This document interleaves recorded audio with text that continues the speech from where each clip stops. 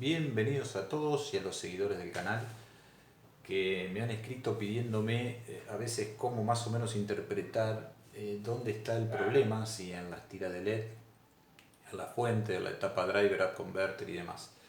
Este video está dirigido a la gente que está empezando en el tema o que se interesa o sean curiosos o entiendan algo de electrónica y quieran meterse a reparar algún televisor que tengan por ahí.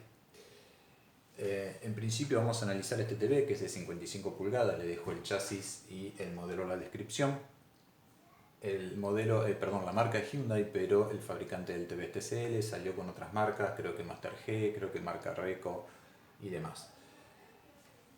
El circuito lo conseguí, pero estos circuitos, y hay varios de la marca, con la particularidad que tienen lo que es la posición circuital de los componentes, pero no tiene los valores. Entonces cuando te entra un TV de esto con faltante o componentes explotados que no podemos saber el valor, estamos al horno y tendremos que recurrir con suerte a algún colega que nos pueda dar una mano. Si bien no tienen, este tiene la posición circuital U201, U202, tiene dos integrados, y tiene dos integrados porque tiene dos ramas de LED, no sé cuántas tiras tiene, porque no desarmé el panel. Justamente la idea de este video es decir, no siempre son los LED, a pesar de que el 90% de las veces sí son los LED, ya que los LED son semiconductores que como tales pueden ponerse cortocircuito o tener sobreconsumos o estar semiabiertos o totalmente abiertos. El fabricante setea determinados componentes para censar la corriente y las tensiones y demás que les llegan a los LED. Si esos valores de tensión o corriente superan determinados límites con comparadores internos dentro de los integrados, el integrado se apaga porque detecta que hay un problema. Entonces, para no ocasionar un daño mayor, directamente lo apaga. Pero hay un momento, el principio del encendido, hasta que estas protecciones empiezan a funcionar, que el integrado debería empezar a elevar la tensión. Vamos a ver que de los dos integrados, que son simétricos, porque como dije, este televisor tiene dos ramas simétricas de LED, tiene dos integrados, uno para cada rama, pero uno solo de ellos tiene la etapa up converter. La etapa up converter se encarga de recibir una tensión X y, como dice el nombre, up converter la convierte en una tensión más elevada. ¿Cómo lo hace? A través de esta bobina, este capacitor y este FET que chopea masa ordenado su gate por el mismo driver up converter, y el ancho de pulso y demás lo determina la lógica que tiene adentro a través del sensado de unas cuestiones que después vamos a ver más adelante. Entonces, ustedes no lo llegan a ver, pero acá dice 90 volt, en realidad medido en placa es 60 volt, y luego de pasar por el up converter yo tengo 96. Esta tensión de entrada a veces es switchada. Los televisores que tienen una fuente de standby muy pequeña, que luego cuando le damos power on encienden el resto de la fuente, esta tensión está ausente hasta darle el power on. Hay otras fuentes como esta que la tensión ya está presente siempre, ¿sí? Entonces, si es el caso de que la tensión esté presente siempre y no es switchada, nosotros vamos a tener en el conector de BLED esta tensión, en este caso 60 volt. ¿Por qué? Porque va a pasar a través de la bobina, a través del capacitor. Como el FET está abierto, es como que esto no está, y tenemos los 60 volt respecto de masa en este pin. Los LED no van a encender, por más que esa tensión no es suficiente para encenderlos, porque el integrado está apagado, y en este caso el integrado cierra los LED a masa con unos FET que están adentro, no como otro caso de driver que tienen un FET exterior. Bien, entonces, ¿cómo saber si son los LED o no? En principio podemos adquirir un medidor comercial de tiras de LED de este tipo, que tiene un display de 3 dígitos para medir la tensión. Entonces lo piola de esto es que ponemos y ya nos indica más o menos la tensión de funcionamiento de las tiras. No es la tensión con la que operan, porque este tipo de probadores inyectan una determinada, están limitados en corriente. Entonces cuando llega una determinada corriente, deja de elevar la tensión del diente de cierre que va produciendo.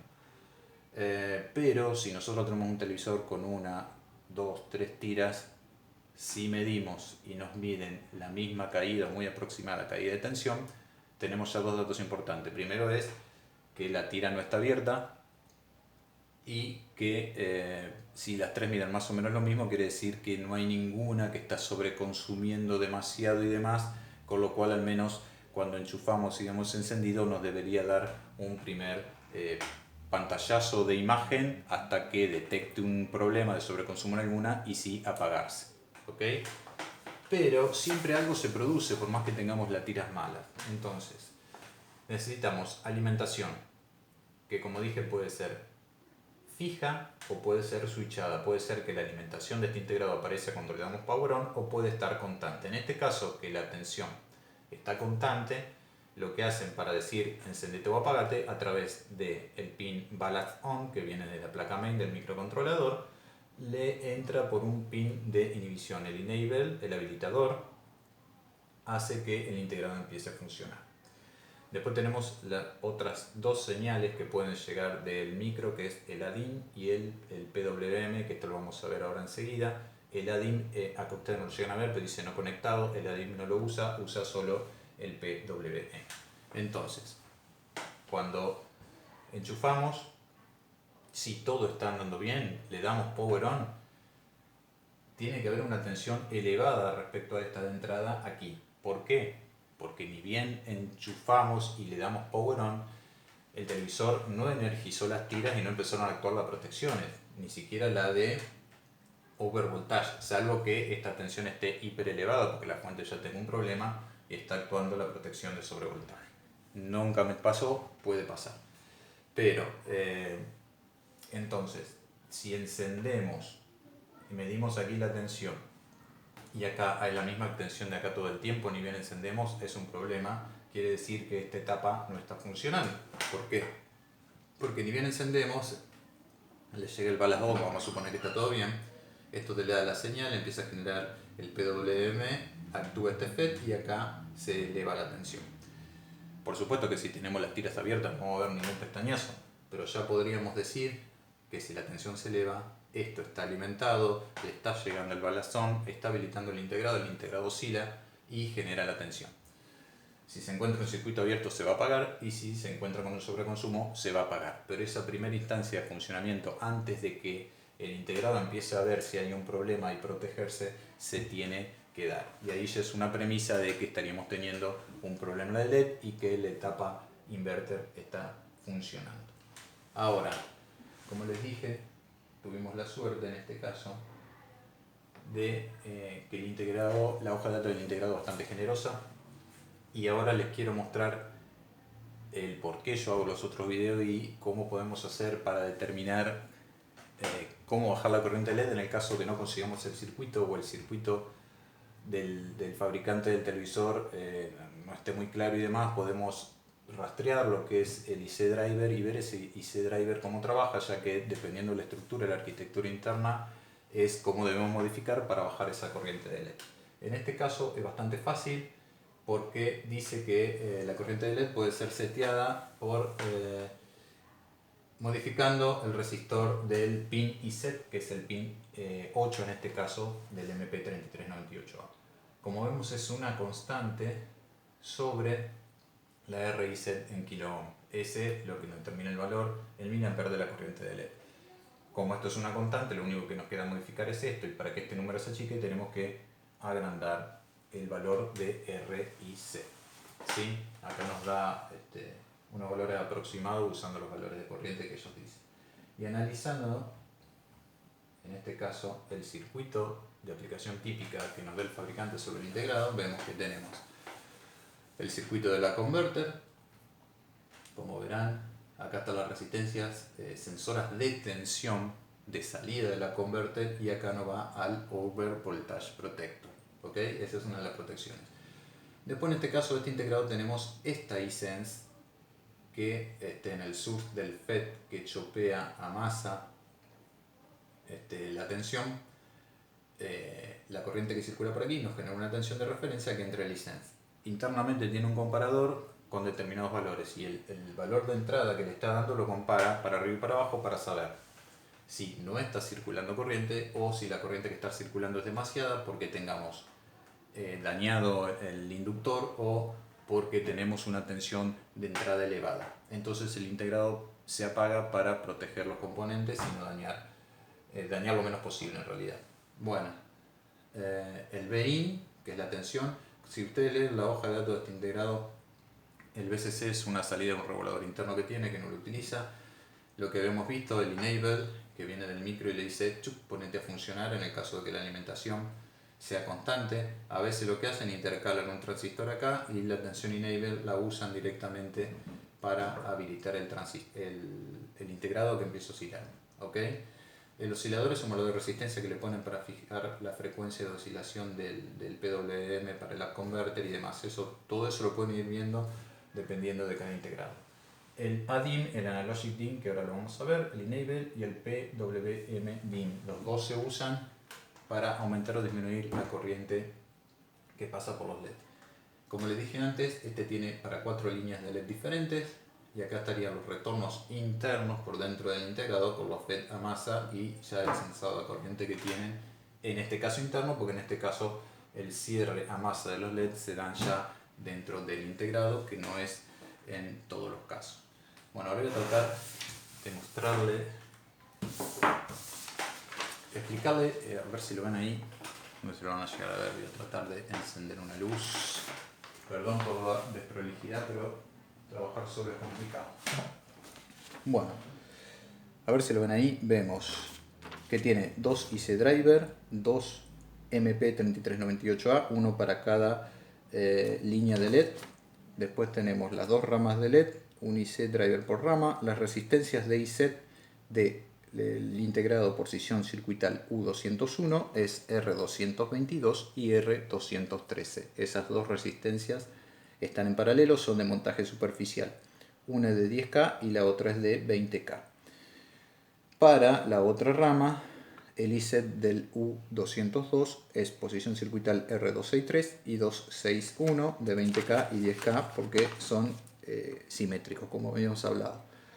Ahora bien, podemos optar por este valor del paralelo siempre tenemos que aumentarlo. Como tenemos que aumentarlo, podríamos determinar sacar una.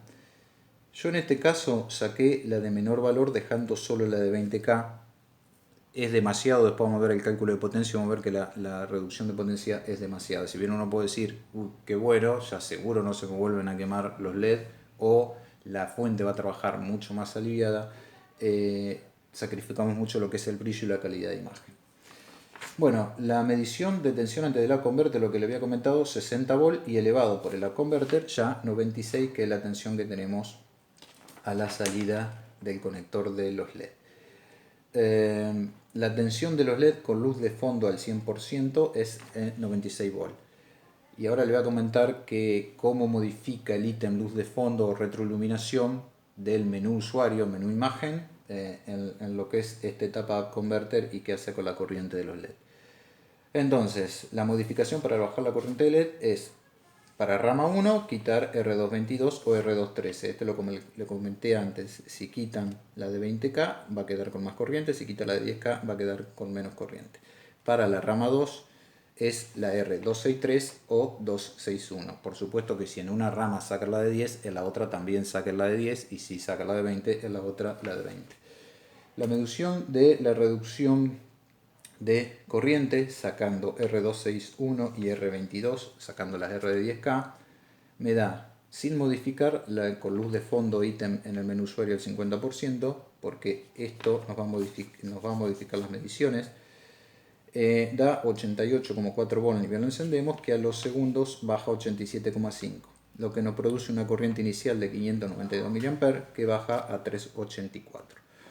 Ya sin las resistencias, manteniendo la luz de fondo para no modificar el porcentaje de reducción, vemos que pasa de 86 volt a 81,7 y de 198 mA en el encendido a 128. Es demasiado, porque si hacemos el cálculo de potencia de energía que le estamos entregando al panel, vemos que 88,4 por 592 mA da 52 watts por rama. Por 2 ramas da 104 vatios que le estamos dando de energía a la retroiluminación.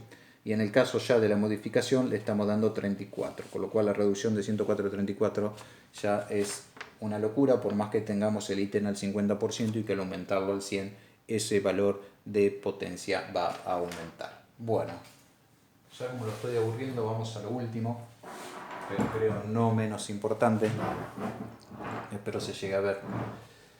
Vamos a ver, el ADIM, Analogic DIM, es el dimmer analógico, que lo que hace es aplicar una tensión continua que sube o baja, es una tensión continua.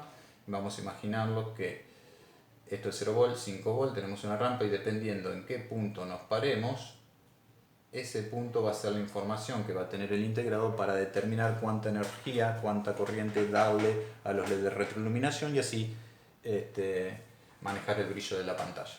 Eso en el caso de la DIM, que ya prácticamente no se usa, la mayoría de los teles, los microcontroladores mandan PWM.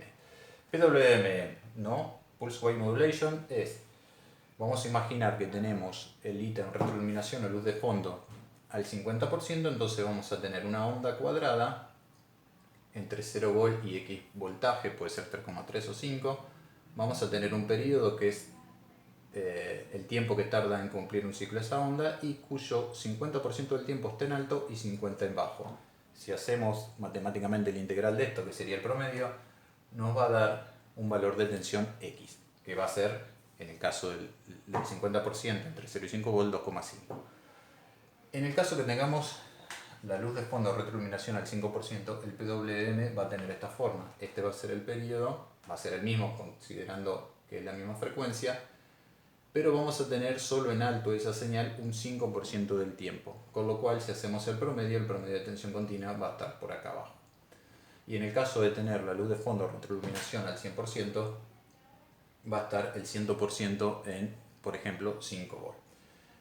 Entonces, le podemos decir a los usuarios que, salvo los televisores con Android que manejan el PWM a través del brillo, los demás es con el retroiluminación o luz de fondo, modifican este parámetro. En otro video sigo porque se me está acabando el tiempo y la batería del celu. Gracias a todos.